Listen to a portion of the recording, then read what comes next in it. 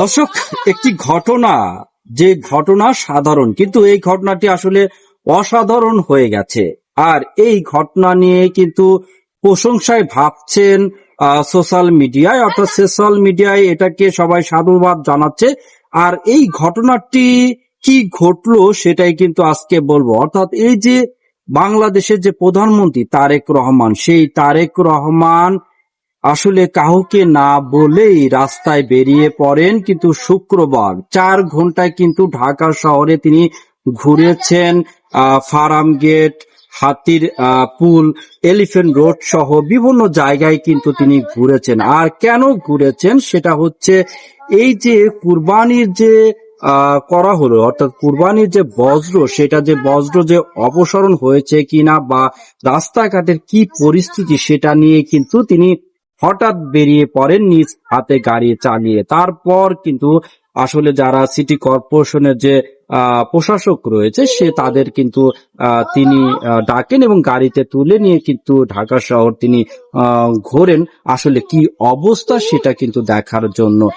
আর এই ঘটনায় কিন্তু দুইজনকে আসলে তাদের অনিয়ম পাওয়া গেছে, সেই অনিয়মের জন্য কিন্তু জনপ্রশাসন মন্ত্রণালয়ের কাছে ন্যস্ত করা হয়েছে এবং তাদের বিরুদ্ধে কিন্তু আসলে ব্যবস্থা নিতে বলেছেন।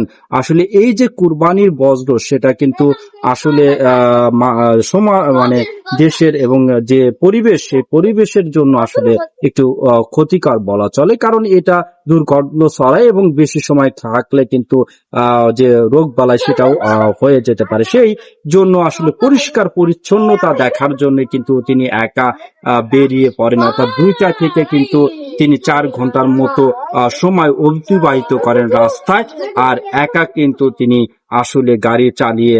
আর এই যে ঘটনা, সেই ঘটনা নিয়েই কিন্তু আসলে সোশ্যাল মিডিয়ায় সবাই সাধুবাদ জানাচ্ছে এই তারেক রহমানকে। কারণ হচ্ছে এরকম ঘটনায় এর পূর্বে বাংলাদেশের কোনো প্রধানমন্ত্রী করেছেন কিনা আসলে কেউ বলতে পারছেন না, কারণ এটাই হয়তো নতুন ঘটনা। কারণ তারেক রহমান আমরা দেখি তিনি হেঁটে বের হন বা বিভিন্ন জায়গায় কিন্তু হঠাৎ করে কিন্তু বের হচ্ছেন বিভিন্ন সময় নিয়মকে মানে দেখতে। আসলে এইসব যদি করে, অর্থাৎ রাষ্ট্রের প্রধান যদি তারা যদি এভাবে কিন্তু যদি করে, তাহলে দেশ এবং দেশের মঙ্গলের কিন্তু কাজ করার যে একটি পথ সেটা কিন্তু তারা দেখিয়ে যাচ্ছেন। তারেক রহমানের যে ইচ্ছা, সেই ইচ্ছা কিন্তু এখান থেকে প্রকাশ হয় দেশের কল্যাণে এবং মানুষের কল্যাণে কাজ করা। তো এই ঘটনায় আসলে সোশ্যাল মিডিয়ায় তোলপাড় শুরু হয়েছে এবং তারেক রহমানকে সবাই কিন্তু সাধুবাদ জানাচ্ছে। তো আমরাও সাধুবাদ জানাই। তো দর্শক, এরকম ঘটনা আরো জানতে অবশ্যই আমার এই পেজটি উইথ পেজটির সাথে থাকবেন। সবাইকে ধন্যবাদ।